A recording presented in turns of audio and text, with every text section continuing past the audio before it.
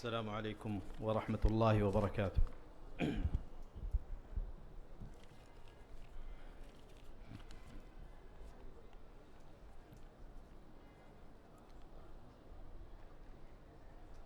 الحمد لله رب العالمين، والصلاة والسلام على أشرف الأنبياء والمرسلين نبينا محمد وعلى آله وصحبه أجمعين. أما بعد،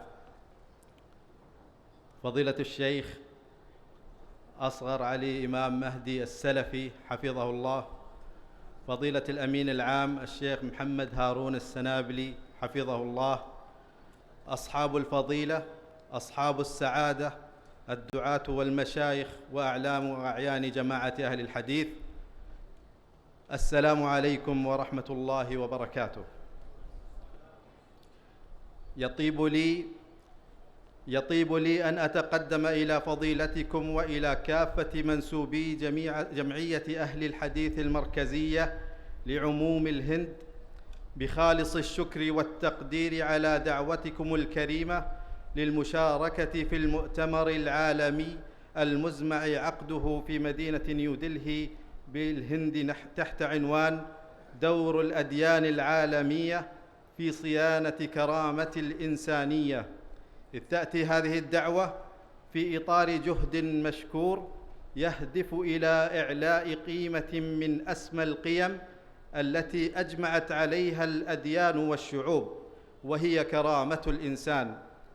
ولا يخفى أن موضوع كرامة الإنسان يأتي في وقت حرج تتزايد فيه التحديات التي تواجه المجتمعات الإنسانية، بما في ذلك التمييز العنصري وانتهاكات حقوق الإنسان.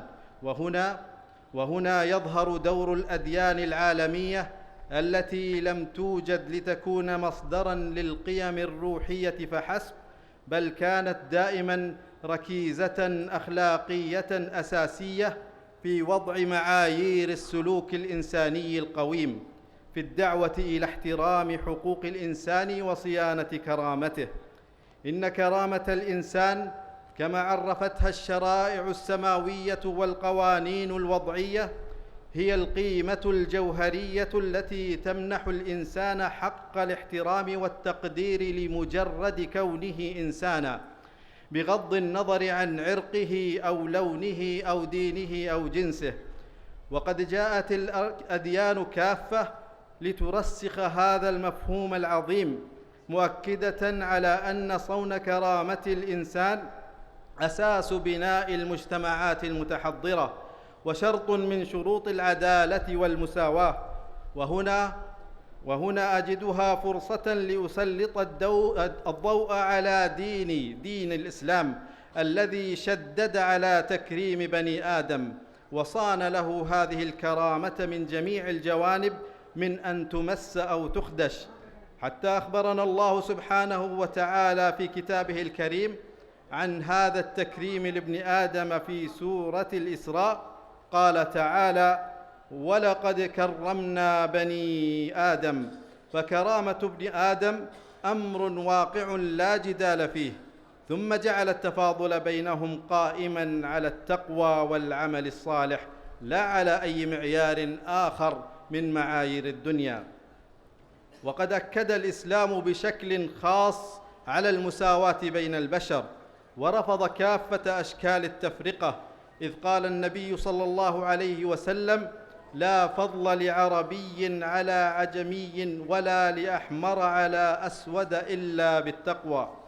إن هذا التوجيه النبوي الكريم يوضح بجلاء كيف أن الإسلام يرفض التمييز العنصري بكافة أشكاله وأوجهه، ويؤكد على أن كرامة الإنسان ليست مقتصرة على فئة أو شعب، بل هي حق لكل إنسان على وجه الأرض.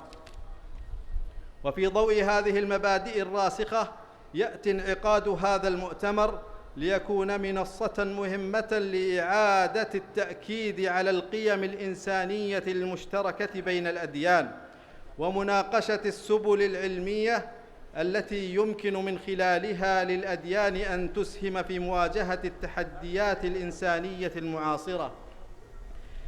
إن الحوار بين العلماء والمفكرين من مختلف الأديان يشكل فرصة ثمينة لصياغة رؤى جديدة تعمل على تعزيز السلام العالمي وتحقيق العدالة وضمان حياة كريمة لكل إنسان.